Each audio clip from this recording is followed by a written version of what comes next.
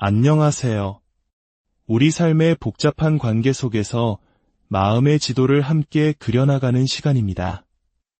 때로는 가장 가까운 사람과의 관계가 풀리지 않는 실타래처럼 느껴질 때가 있습니다. 사랑하는 사이임에도 불구하고 이상하게 나 자신이 점점 작아지고 내 목소리는 희미해지며 끊임없이 내 탓을 하게 되는 경험. 혹시 이런 감정을 느껴보신 적이 있으신가요? 오늘 우리는 바로 그 깊은 마음의 상처, 나르시시즘이라는 그림자에 대해 이야기 나누려 합니다. 이 주제는 누군가를 비난하기 위함이 아니라 우리 자신을 이해하고 상처받은 마음을 보듬어주기 위한 여정입니다.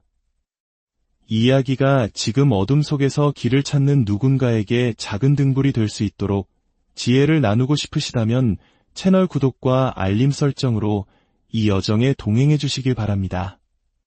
당신의 작은 관심이 또 다른 누군가에게는 큰 위로와 용기가 될 수 있습니다. 이야기를 시작하기에 앞서 세계적인 임상심리학자이자 나르시시즘 연구의 권위자인 라마니 박사의 책에 나오는 한가슴 뭉클한 일화를 소개해드리고 싶습니다. 이 이야기는 나르시시즘 관계가 한 개인의 영혼에 어떤 흔적을 남기는지 그 어떤 심리학 이론보다 더 깊은 울림을 줍니다. 때는 1970년대 라마니 박사가 8살 소녀였을 때의 일입니다. 그녀가 살던 작은 마을에 뉴욕에서 온 유랑 서커스단이 찾아왔습니다. 당시 마을의 유일한 인도인 가족이었던 그녀는 갈색 피부에 머리를 따은 눈에 띄는 아이였습니다. 서커스단 사람들은 아이들에게 코끼리, 저글러, 그리고 화려한 빨간 재킷을 입은 서커스 단장 같은 역할을 나눠주었습니다. 그리고 마지막 하이라이트 순서가 되었습니다. 서커스단의 한 사람이 눈부시게 아름다운 보라색 새틴 드레스를 높이 들어 올렸습니다. 반짝이는 스팽글과 술 장식이 달린 모든 소녀의 꿈과도 같은 드레스였죠. 이 드레스를 입고 싶은 사람, 그 말이 끝나자마지 모든 소녀들이 저요, 저요,를 외치며 손을 번쩍 들었습니다. 그런데 놀랍게도 서커스 단원은 바로 어린 라마니를 지목했습니다. 모두의 시선이 집중되는 순간 그녀는 기쁨 대신 극심한 두려움에 휩싸였습니다.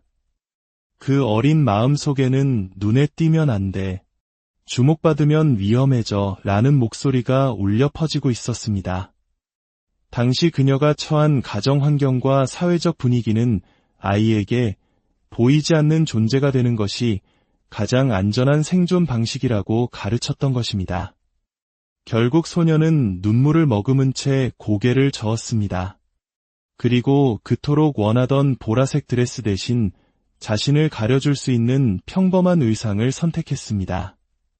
스포트라이트를 피하고 누구의 눈에도 띄지 않는 역할, 그것이 소녀가 선택한 최선의 방어막이었습니다. 이 보라색 드레스 이야기는 단순한 어린 시절의 추억이 아닙니다. 이것은 나르시시스트적인 관계 속에서 살아남아야 했던 수많은 사람들이 겪는 자아 소멸의 상징적인 은유입니다. 당신의 빛을 질투하고 당신의 목소리를 억압하는 관계 속에서 우리는 스스로 빛나기를 포기합니다. 내가 감히 나보다 돋보이려고 해? 왜 모든 관심을 내가 받으려고 하지? 와 같은 비난이 두려워 우리는 스스로 보라색 드레스를 거부하게 되는 것입니다. 그렇다면 나르시시즘이란 정확히 무엇일까요?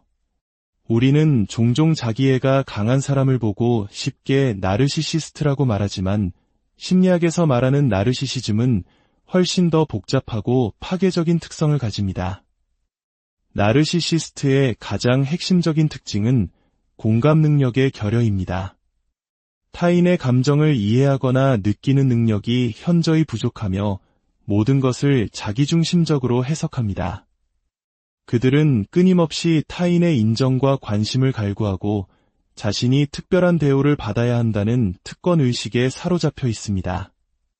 피상적이고 외적인 것에 집착하며 타인을 자신의 목적을 위한 도구로 여기는 경향이 강합니다. 이러한 성향은 관계 속에서 만성적인 조종과 착취로 나타납니다. 대표적인 것이 바로 가스라이팅입니다. 상대방의 현실 인식을 교묘하게 왜곡하여 스스로를 의심하게 만들고 결국에는 내가 이상한가? 라는 생각에 갇히게 만듭니다. 그들은 상대의 약점을 파고들어 이용하고 잘못을 저지르고도 결코 책임지지 않으며 오히려 상대방에게 책임을 전가합니다. 감정 기복이 심해 사소한 일에도 분노를 터뜨렸다가 언제 그랬냐는 듯 태연하게 행동하여 상대방을 혼란의 늪에 빠뜨립니다. 특히 우리가 주목해야 할 것은 취약성 나르시시스트입니다. 우리가 흔히 생각하는 화려하고 자신감 넘치는 나르시시스트와는 다릅니다. 이들은 오히려 세상에서 가장 불쌍한 사람인 양 행동하며 희생자 코스프레를 합니다. 늘 억울해하고 세상을 탓하며 수동 공격적인 태도로 주변 사람들의 에너지를 갉아먹습니다. 이들의 곁에 있으면 연민을 느끼다가도 어느새 그들의 부정적인 감정의 하수구가 되어버린 자신을 발견하게 됩니다. 이런 관계 속에 오래 머물다 보면 생존자들은 깊은 내상을 입게 됩니다. 끊임없는 자기의심과 자책에 시달리고 만성적인 불안감과 무력감에 빠져듭니다. 마치 안개 속을 걷는 것처럼 현실 감각이 흐릿해지고 무엇이 옳고 그른지 판단하기 어려워집니다. 나르시시스트는 밖에서는 너무나 매력적이고 완벽한 사람으로 보이기 때문에 주변의 고통을 호소해도 아무도 믿어주지 않는 끔찍한 고립감을 느끼게 됩니다. 결국 세상과 단절되고 나 자신의 세상은 점점 더 좁아지게 됩니다. 여기서 가장 중요한 질문이 나옵니다. 그렇다면 그들은 변할 수 있을까요? 그리고 상처받은 나는 회복될 수 있을까요? 안타깝게도 나르시시스트 자신이 변할 가능성은 매우 희박합니다. 수많은 연구 결과가 보여주듯 나르시시즘은 한 사람의 성격에 깊이 뿌리내린 안정적인 특성이기 때문입니다. 그들은 스스로에게 문제가 있다고 생각하지 않기 때문에 변화의 필요성 자체를 느끼지 못합니다. 간혹 트라우마로 인해 나르시시즘적 방어기제가 생긴 경우 깊이 있는 심리 치료를 통해 일부 변화의 가능성이 있을 수는 있지만 그것은 극히 드문 경우입니다. 하지만 더 중요한 사실은 이 관계에서 상처받은 당신은 반드시 치유될 수 있다는 것입니다. 물론 그 여정은 쉽지 않습니다. 마치 오랫동안 짊어져온 무거운 심리적 짐과 같아서 완전히 벗어 던지기는 어려울 수 있습니다. 하지만 우리는 그 짐을 다루는 법을 배우고 더 건강하고 주체적인 삶을 살아갈 수 있습니다. 치유의 첫걸음은 근본적인 수용입니다.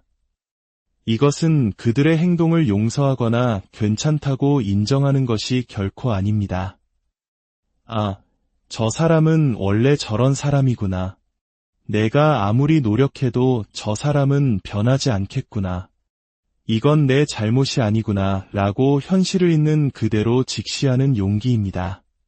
더 이상 그들을 변화시키려는 헛된 희망을 내려놓을 때 우리는 비로소 나 자신을 위한 에너지와 시간을 되찾을 수 있습니다.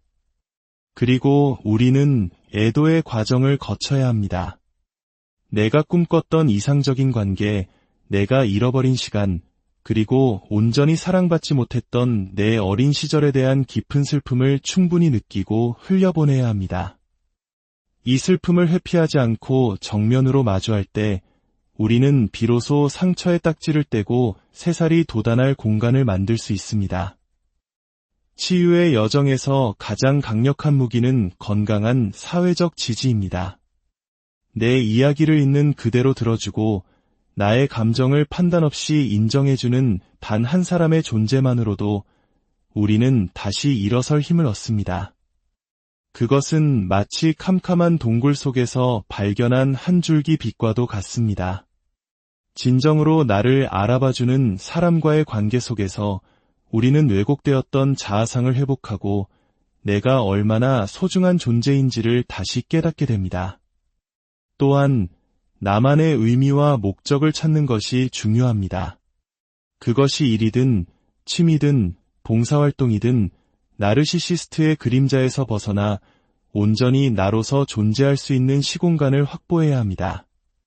그 안에서 작은 성취들을 쌓아가며 우리는 잃어버렸던 자신감과 삶의 주도권을 되찾게 됩니다. 만약 관계를 당장 끊어내기 어려운 상황에 있다면 우리 자신을 보호하기 위한 구체적인 기술들이 필요합니다. 라마니 박사가 제안하는 나르시시스트 빙고 게임이 한 예입니다. 그들이 자주 하는 비난, 거짓말, 무시하는 행동 등의 목록을 만들어 빙고판을 채우는 것입니다. 그리고 그들이 그 행동을 할 때마다 마음속으로 하나씩 체크하는 거죠. 이것은 그들의 행동에 감정적으로 휘말리는 대신 한 걸음 떨어져서 그들의 패턴을 객관적으로 관찰하게 해줍니다. 아, 또 시작이군.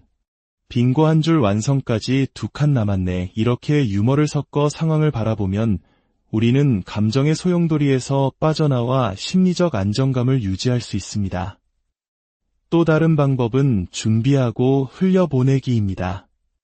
나르시시스트와 힘든 만남이나 대화를 앞두고 있다면 미리 준비하는 것입니다. 충분한 수면을 취하고 심호흡을 하며 마음을 가다듬고 만남의 시간 제한을 정해두는 등 나를 보호할 수 있는 모든 장치를 마련하는 것이죠. 그리고 만남이 끝난 후에는 반드시 흘려보내는 시간을 가져야 합니다. 혼자 조용히 차를 마시거나 좋아하는 음악을 듣거나 산책을 하거나 친구와 통화하는 등 그들에게서 받은 부정적인 에너지를 정화하고 나 자신을 돌보는 의식을 치르는 것입니다. 마지막으로 꼭 드리고 싶은 말씀이 있습니다. 나르시시즘 관계에서 살아남은 당신은 결코 약하거나 부족한 사람이 아닙니다. 오히려 당신은 그 누구보다 깊은 공감 능력과 인내심, 그리고 강인한 생명력을 지닌 사람입니다. 그 험난한 시간을 통과해온 당신의 영혼에는 그 어떤 시련도 이겨낼 수 있는 깊은 내공이 쌓여 있습니다. 이제는 스스로에게 그 보라색 드레스를 입을 기회를 허락해 주세요. 처음에는 어색하고 두려울지도 모릅니다. 마음속 어린아이가 정말 괜찮을까? 라고 속삭일지도 모릅니다. 하지만 괜찮습니다. 넘어져도 좋고 서툴러도 좋습니다. 중요한 것은 나르시시스트의 시선이 없는 곳에서 온전히 나 자신만의 성공과 실패를 경험해보는 것입니다. 당신은 더 이상 누군가의 그림자 속에 머물지 않아도 됩니다. 당신은 당신의 삶의 주인공으로서 세상 가장 눈부신 무대 위에서 마음껏 빛날 자격이 있습니다. 그 여정을 저희가 항상 응원